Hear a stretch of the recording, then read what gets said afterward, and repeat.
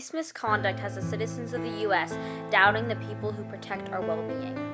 The most common forms of police misconduct are false confessions, false arrest or imprisonment, false filed evidence, police brutality,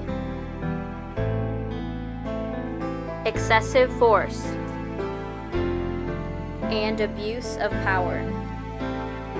Other forms of police misconduct include, but are not limited to, theft, the using or selling of drugs, murder, and sexual assault. Police officers are supposed to protect us, not hurt us. This is important because if we are really in danger, we should be able to trust the authorities that are supposed to keep us safe.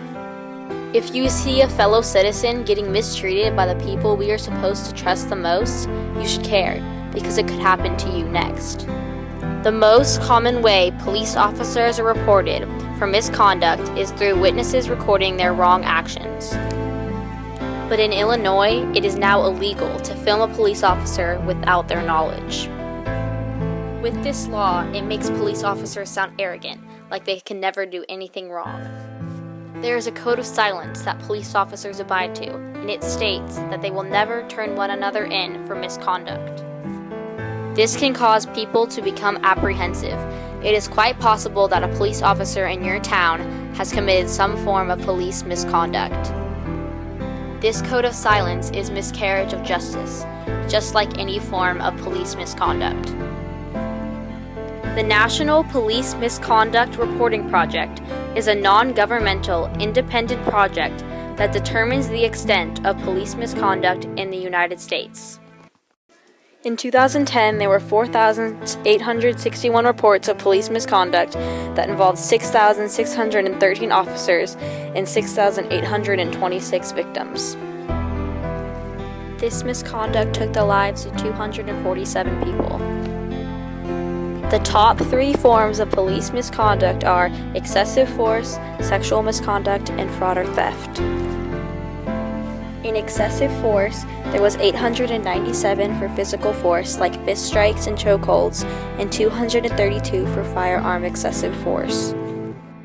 Sexual harassment while an officer is on duty is not unheard of. In 2010, there were 618 reports of sexual misconduct, and more than half of them were directed towards minors. In 2010, October was the month with the highest number of reports of police misconduct. From April 2009 to December 2010, there were 11,000 officers involved with police misconduct, and only 3,000 resulted in criminal charges, and only 1,000 officers were ultimately convicted. With 10,000 police officers not facing punishments for their misconduct, this is a social injustice. Here are 2 examples of recent police misconduct. A police woman stole $15,000 from her department's evidence room. A Philadelphia police officer was suspended for punching a woman in the face on video. Despite the evidence, he got his job back. There are examples of police misconduct in the book The Girl Who Was Supposed to Die by April Henry. In this part of the book, there's 2 men who are trying to kill a girl, and she goes to a police officer for help. He sighs, "You're an inpatient at Sagebrush. You attacked a counselor there, Michael Brunner, and fled in his car. Officer Dillow's not making any sense. I took this gun from Michael Brunner. He was going to shoot me with it. That Dr. Noel, whoever he is, told you that Michael Brunner was a counselor. So if he was a counselor, why was he carrying a gun?"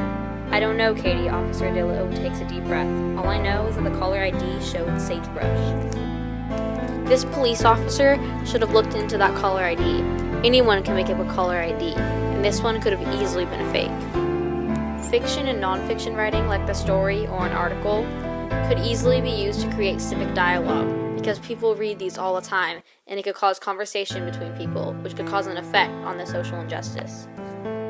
Our nation needs to be protected by trustworthy people, not police officers who do police misconduct. My call to action for you: report whatever you see. No police officer should be able to get away with police misconduct. Thank you.